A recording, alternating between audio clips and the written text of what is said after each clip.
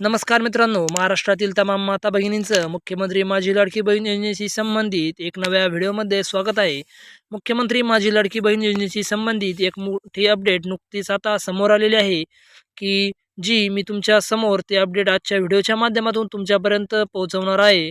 जर तुम्ही देखील लाडकी बहीण योजनेच्या लाभार्थी असाल, तर तुमच्यासाठी एक महत्त्वाची बातमी या व्हिडिओच्या माध्यमातून मी घेऊन आलेलो आहे. तर मित्रांनो आणि लाडक्या बहिणींनो, व्हिडिओला सुरुवात करण्यापूर्वी एक विनंती करतो, की माझ्यासारख्या एका साध्या मराठी माणसाला आणि मराठी भाषेला पुढे नेण्यासाठी, एवढेच नाही तर मराठी माणसाला सरकारी योजनेतून वंचित राहू नये व शेतीबद्दल कोणतीही अडचण दूर करण्यासाठीच मी हा चॅनल आपल्यासाठी तयार केलेला आहे. तर त्यासाठी आपण प्रत्येक व्हिडिओला फक्त लाईक आणि कमेंट्सद्वारे आपला प्रतिसाद कळवा आणि नवनवीन अपडेटसाठी आपल्या चॅनलला मराठी साईट या यूट्यूब चॅनलला लवकरात सबस्क्राईब करून ठेवा. म्हणजे या चॅनलद्वारे मला आपली सेवा करण्यास कोणतीच कमी पडणार नाही. तर लाडकी बहीण योजना नवीन अपात्र यादी जाहीर झालेली आहे. लाखो महिला या ठिकाणी अपात्र घोषित करण्यात आलेले आहे आणि तुम्ही अपात्र महिला अशा प्रकारे तुमचे नाव या ठिकाणी चेक करू शकता. लाडक्या बहिणींसाठी पण अंदाजी बातमी येत आहे, कारण विधानसभा निवडणुकीच्या दरम्यान महायुती सरकारने महिलांना आश्वासन दिले होते की राज्यात परत महायुती सरकार स्थापन झाल्यास महिलांना 2100 रुपये महिन्याला देऊ आणि लाडकी बहिणी आशीर्वादाने राज्यभरात महायुती सरकारला मोठ्या प्रमाणात यश मिळाले व मुख्यमंत्री देवेंद्र फडणवीस यांच्या नेतृत्वात पुन्हा एकदा महायुती सरकार स्थापन झाले. परंतु या सरकारकडून महिलांसाठी आनंदाची बातमी समोर येत आहे, पण अनेक महिलांना योजनेअंतर्गत 5 हप्त्याचे पैसे मिळाले आहे, परंतु त्यांना इथून पुढे या योजनेचा लाभ मिळणार का नाही?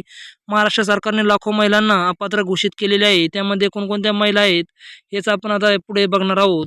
महाराष्ट्र सरकारने लाडकी बहीण योजनेसंदर्भात खूप मोठा निर्णय घेतलेला आहे. मुख्यमंत्री माझी लाडकी योजनेअंतर्गत सरकारने आतापर्यंत पात्र महिलांच्या खात्यात 5 हप्त्याचे 7,500 रुपये जमा केलेले आहे. परंतु या योजनेच्या नियमामध्ये बसणाऱ्या महिलांना 6व्या हप्त्याचे पैसे मिळणार आहे. लाडक्या बहिणीच्या अर्जाची पडताळणी पूर्ण करण्यात येणार आहे आणि ज्या बसणार नाही त्यांना पैसे मिळणार नाही. तर महिला व बालविकास विभागाने लाडकी बहीण योजनेच्या काही मंजूर अर्जाची पुन्हा पडताळणी केली असता त्यामध्ये निराधार योजनेच्या पात्र महिलांना या योजनेतून वगळण्यात आलेले आहे.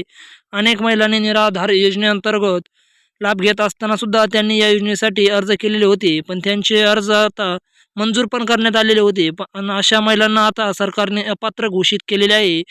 त्यामुळे अशा महिलांना योजनेचा 6वा हप्ता मिळण्याची शक्यता खूपच कमी आहे.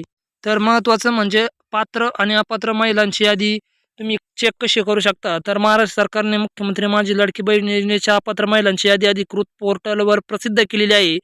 त्यामध्ये सध्या निराधार योजनेचा लाभ घेणाऱ्या महिलांची यादी प्रसिद्ध करण्यात आलेली आहे. त्यामध्ये तुम्हाला तुमचे नाव पाहण्यासाठी शासनाच्या अधिकृत पोर्टलवर जावे लागणार आहे. जर तुम्ही स्वतः अर्ज केला असेल तर तुम्ही लॉग इन करून तुमचे नाव पाहू शकता.